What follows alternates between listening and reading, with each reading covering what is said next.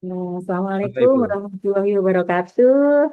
Nah, Eh, Sebuah kehormatan ya bagi saya ya menjadi pembicara diundang menjadi pembicara di sini bersama para profesor. Padahal sementara saya ini provokator. Sebelumnya Dokter Doni saya mau mengusulkan ya, kalau boleh saya mau mengusulkan. Tadi PPT Bu Yeni itu bagus banget. Mungkin bisa eh, menjadi apa manual book gitu ya. Udah ada gambar-gambarnya itu manual book untuk SPPG gitu ya. mhm, Hmm. mhm. Izin saya share screen.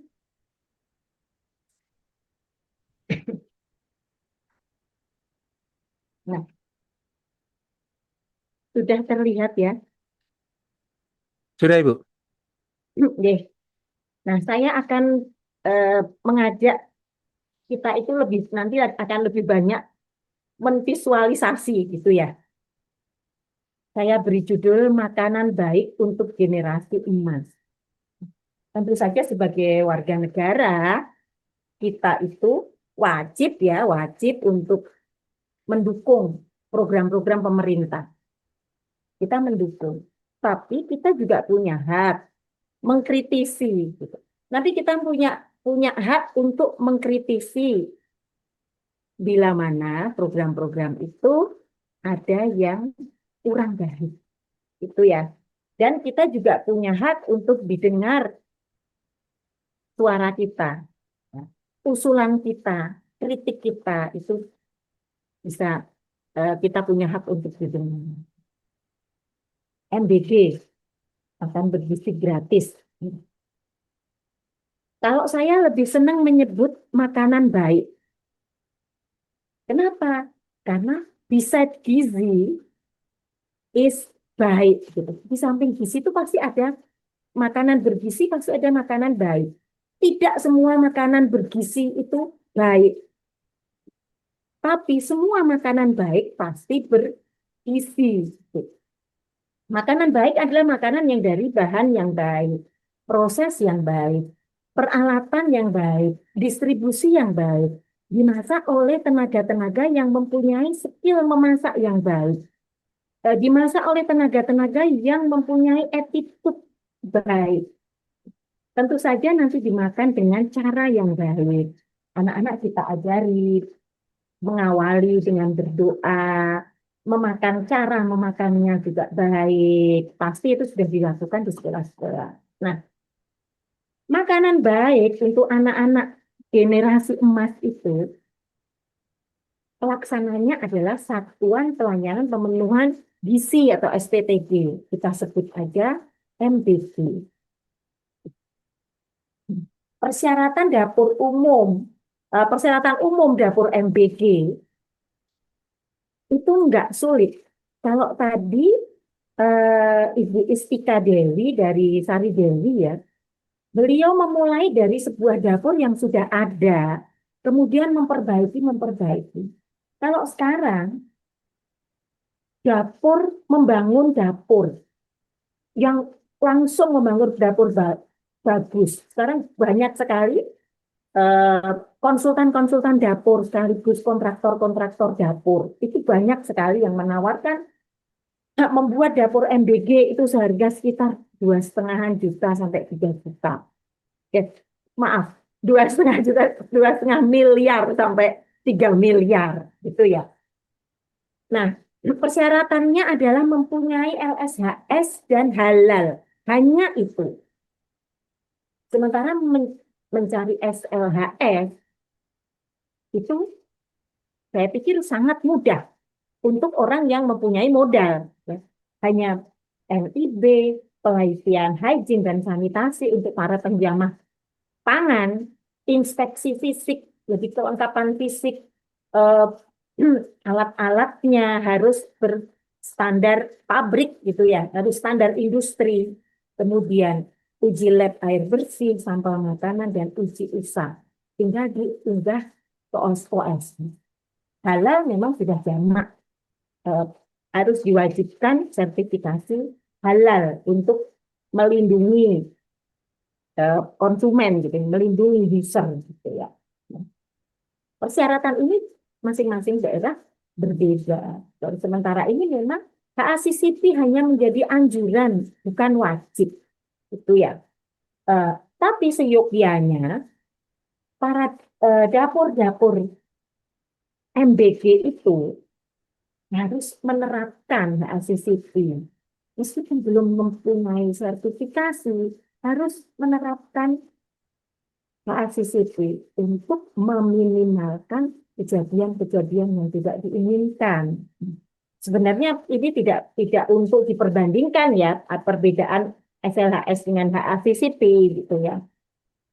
Karena tujuannya itu sudah berbeda. Kalau HACCP tujuannya menjamin keamanan pangan melalui sistem pengendalian bahaya yang bisa kita katakan itu preventif. Sementara kalau SLHS itu hanya menjamin dapur memenuhi syarat bersih dan sanitasi, hygiene dan sanitasi. Fokusnya juga hanya fasilitas dapurnya, air bersihnya, sanitasi dan perilaku penjamah makanan. Sementara kalau HACCP, proses produksi makanan dengan pengendalian titik kritis. Nah, itu tadi sudah banyak ya para ahli kita tadi sudah banyak eh, mengulas gitu. Jadi kenapa kok HACCP belum menjadi syarat wajib? Mungkin karena lama ya, lama mencari sertifikat HACCP itu butuh waktu gitu. Nah, butuh waktu. Padahal pemerintah kita pengennya sat cepet-cepet kayak gitu. Kalau dipikir-pikir, kenapa Pak harus cepat-cepat, pelan-pelan saja. Asal benar-benar kita tata kelolanya itu bagus, benar-benar persiapannya bagus, kajian-kajiannya itu mendalam. Oke, ini daripada emosi ya. Kita mau melihat video. Video ini dibuat tahun 2022 sebelum ada MBG. Oh, sebentar. Ini video tahun 2022 sebelum ada MBG ya, belum ada bahkan isu MBG itu belum.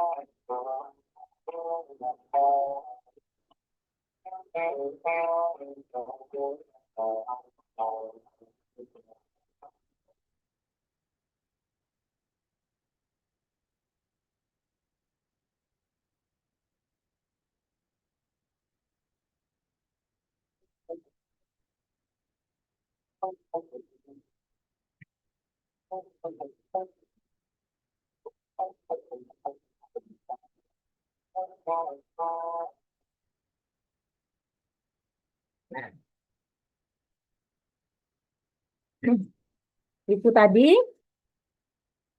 pasti Bapak Ibu sudah tahu ya dapur di mana. Ya, benar banget. Itu dapur di Lapas Wirogunan. Itu standar dapur untuk seluruh lapas di Indonesia. Gitu. Sudah menggunakan peralatan yang bagus, sudah sanitasi dan hygiene-nya sudah terkontrol, gitu, menggunakan alat-alat, bahkan eh, nasinya, steamer nasinya sudah pakai steamer yang bagus. Nah, itu bagi kita ya, itu bare minimum sebuah dapur massal gitu, dapur umum, dapur besar. Karena mereka memasak hanya untuk para napi. Nah, sementara MBG ini kita masak untuk anak-anak kita, para generasi bangsa, calon-calon pemimpin. Jadi kita harus benar-benar memperhatikan. Gambar ini adalah gambar dapur yang sudah lolos SLHR. Dapurnya sudah bagus, tapi ini dapur baru ya. Ini dapur baru. Nah, dapur baru sudah bisa mendapat SLHS. Nah, Eh, tempat preparationnya ada, kemudian tempat memasak kompor-kompornya juga sudah standar gitu. Tempat pencucian bahan sudah standar. Bahkan kontrol apa insektisida itu kontrol lalat ya, itu fit. Dia juga sudah dilengkapi. Pembuangan air juga sudah dilengkapi. Nah, tapi apa sih gunanya selembar sertifikat kalau kita tidak bisa melaksanakan sistem yang terkontrol, gitu ya. Nah, ini tata kelola, usulan tata kelola dapur skala besar. Di struktur organisasinya ada satu kepala dapur pasti. Kepala dapur biasanya ahli gizi, nggih. Biasanya ahli gizi merangkap kepala dapur gitu ya. Kemudian ada chef dan asisten chef. Di bawahnya ada tim persiapan, bahan untuk pencucian, pemotongan, penimbangan, penyiapan bumbu, bahan-bahan ya. Kemudian tim pengemasan dan distribusi. Kemudian ada satu tim lagi, kebersihan dan sanitasi yang tidak bisa digabungkan dengan job yang lain. Kemudian ada yang penting adalah tim penerimaan baku dan pergudangan. Ini pencatatan, jadi dokumentasi dari tim penerimaan bahan baku ini harus lengkap. Vendor yang masuk, itu nama vendornya siapa, bahannya, tangga, jam masuknya berapa, pakai mobil apa, sopirnya siapa. Nah, kemudian dari vendor-vendor, vendor itu harus bisa menunjukkan traceability bahan yang diterima, yang dikirimkan, gitu ya, yang dikirimkan. Jadi nanti untuk penelusuran terjadi hal-hal yang tidak baik itu mudah. Kemudian tentu saja ada quality assurance dan tim HACCP. Nah, nanti pencatatan-pencatatan tadi sudah ada detail ya di PPT-nya Bu Yeni, itu bagus sekali gitu. Eh, di PPT-nya Mbak Istika tadi juga sudah lengkap sekali. Jadi Catering Sari Dewi itu sudah menerapkan sangat bagus Pak Asistiti. Alur proses produksi dari penerimaan barang, persiapan bahan, pengolahan, dan quality control, termasuk icip-icip itu tadi ya. Kemudian pengemasan dan distribusi. Antara pengolahan dan pengemasan makanan yang layak, makanan segar yang layak, itu 3 sampai 6 jam. Kita bayangkan kalau kita memasak jam 6 pagi, kita memberi bekal kepada anak-anak kita, atau kita membawa bekal untuk ke kantor. Nanti jam 12 dimakan, itu sudah 6 jam. Itu rasanya pun juga kurang nikmat, menurut saya kurang nikmat gitu. Apalagi kalau kita lupa, kadang kita membawa bontot bekal itu kita lupa, terus kita makan nanti sepulang dari kantor, itu sudah sangat tidak layak. Ya. Di atas 6 jam itu sudah sangat tidak layak. Kemudian yang terakhir ini adalah distribusi ya. Distribusi yang harus cepat, harus bersih. Gitu. Nah, transportasi distribusinya harus bersih. Kemudian standar operasional dan kebersihan. SOP tiap tahapan harus ada SOP tertulis. Dan setiap job desk itu tidak boleh tumpang tindih. Misalnya ini merangkap jadi ini, merangkap jadi ini. Itu tidak diperbolehkan. Zona bersih dan zona kotor terpisah. Zona matang dan zona mentah juga harus terpisah. Wajib APD, pembersihan harian dan sanitasi berkala, Kemudian pencatatan hak asasi itu. Semua harus terrecord, semua harus tercatat, semua harus terdokumentasi. Monitoring suhu, checklist harian, dan evaluasi. Yang terakhir, pengawasan dan evaluasi.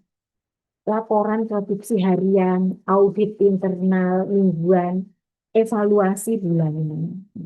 Sebenarnya dapur itu hampir sama dengan apa yang kami lakukan. Yang kami lakukan di pabrik. Gitu ya. Kalau tadi disebutkan Dokter Doni ya dari kecil menjadi besar. Sebenarnya kita belum besar ya, ya Pak Doni ya. Kita belum besar, tapi kita berupaya untuk standar. Kebetulan kita mengerjakan pesanan ekspor. Nah, sedikit saja kontaminan itu fatal sekali. Itu mainnya sudah denda gitu ya. Itu dendanya bisa membuat kita gulung tikar. Jadi kita benar-benar harus menjaga gitu, harus menjaga kebersihannya dan attitude para karyawan itu harus sangat dijaga. Ya. Nah, ini saya merekomendasi dapur, rekomendasi dapur skala besar dengan peralatan berstandar industri. Ini contoh kasus, jadi dapur untuk 3.000 porsi. Luas bangunan antara 400 sampai 500 meter persegi. Terdiri dari penerimaan barang, gudang, ruang pendingin, gudang maksudnya gudang pendingin. Itu ada 3 gudang ya, gudang bahan baku, itu gudang pendingin, terus gudang basah, gitu, dan gudang kering. Kemudian zona persiapan. Zona persiapan, di dalam zona persiapan itu ada lagi zona untuk pencucian. Persiapan itu motong, cuci, bikin bumbu, gitu ya. Pencucian bahan. Pencucian bahan tidak boleh dijadikan satu dengan pencucian alat masak. Kemudian zona memasak. Zona packing tidak boleh berdekatan dengan zona persiapan, karena zona persiapan itu adalah makanan yang mentah. Sementara zona packing itu yang di-packing adalah makanan yang sudah matang. Zona pencucian dan kebersihan. Zona pencucian ada pencucian alat masak dan alat makan. Pencucian alat makan. Kemarin ada video yang ngeri banget, mudah-mudahan enggak. Tapi kalau enggak, kenapa ada videonya gitu ya? Mencuci seperti itu hanya seperti kita kalau kita makan bakso di pinggir jalan. Kalau kita makan pecel lele di pinggir jalan. Mencucinya cuma seret-seret kayak gitu. Pasti banyak makanan-makanan yang kemarin itu yang tertinggal. Akhirnya untuk sarang mikrobia, untuk sarang bakteri itu yang menyebabkan anak-anak keracunan, anak-anak sakit perut, baunya juga pasti akan tertinggal. Dipastikan alat-alat makan itu tidak berbau. Tapi kalau dari Mbak Istika Dewi tadi sudah menemukan, ya kita sebagai industri, pelaku industri yang eh, ini ya menengah gitu ya, menengah gitu ya, menengah. Jadi bukan bukan industri besar, kapitalis, macam itu. Kita harus nyari-nyari. Oh, nyari alat apa sih ini di reko-reko sendiri. Oh, eh, tadi Mbak Istika dapat alat untuk mensterilkan, gitu, mensterilkan dengan uap, gitu ya. Bagus sekali. Kita harus mencari inovasi-inovasi seperti itu. Jadi pencucian harus bagus, harus disterilkan dengan air panas dan dalam keadaan kering. bagaimana tidak ditumpuk dulu, nanti kalau ditumpuk kemudian dilap, ya gitu, wah itu berbahaya untuk anak-anak. Nah, waktu memasak sekarang ya, makanan itu, makanan fresh, itu 3 sampai 6 jam. Kita ambil 3 jam. Sebelum memasak, sebelum dimakan, maaf. Sebelum dimakan, makanan matang itu 3 jam sebelum dimakan. Nanti akan ada eh, proses Mohon maaf Ibu, didingin. 5 menit lagi. Oh Wah, siap, nggih. didinginkan lagi, diturunkan suhunya agar aman untuk dikemas, semacam itu ya. Hmm. Itu waktunya untuk dari masak sampai mendinginkan, sampai mengemasi, transportasi sampai di tangan anak-anak itu 3 jam. Jadi kita masak kalau untuk jam 12 mulai memasaknya jam 6. Nah, kalau preparasi mungkin bisa sebelum itu.